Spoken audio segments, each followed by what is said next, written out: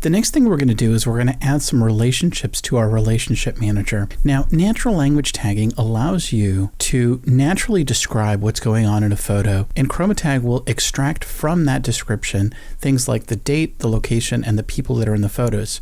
Now, this wouldn't be as natural if you described a photo the way you wanted to, and then when you wanted to tag the people, you would have to say their full names. It would be much more natural to be able to use words like mom or dad or uncle or cousin during your description, and then have QromaTag be able to figure out who you were talking about and then add their full names into the keyword metadata. And that's precisely what the relationship manager does. Let's take a look at how that works. So the way to get to the relationship manager is to click onto this icon that has the three faces on it. What that's going to do is that's going to open up this text field. And this text field basically is how I built up my relationship manager. It's a very simple syntax.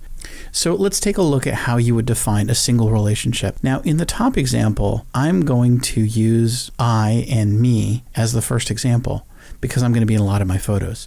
So whenever I say, this is my dad and I, or this is me at the wherever, I want those images to be tagged with my full name. And here's that syntax. I put the word I, followed by a comma, followed by the word me, followed by an equal sign, and then finally my full name. Now I used two nouns on this side of the equation, but I could have used as many as I wanted as long as they were separated by a comma. The second example is another good one.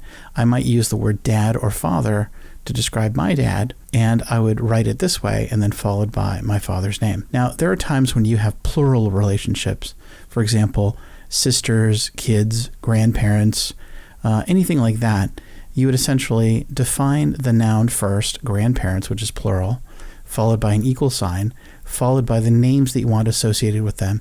Now, make sure that you put the first name in, and then you put a comma, and then a second name, and you can keep going as long as they're separated by commas.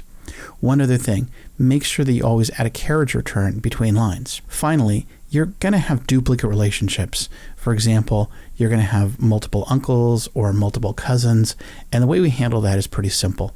You just write the multiple relationships out as you would with a single relationship. So I might have two uncles. I'll say uncle equals Jack Knight, and then I'll have another uncle, Roger Knight. And then when you go to describe your photo, make sure that if you have a duplicate, you'll say Uncle Jack if you want that to be used, or Uncle Roger if you want that to be used. So in those particular situations, when you have duplicates, we use the next word basically to be the thing that helps us resolve conflicts.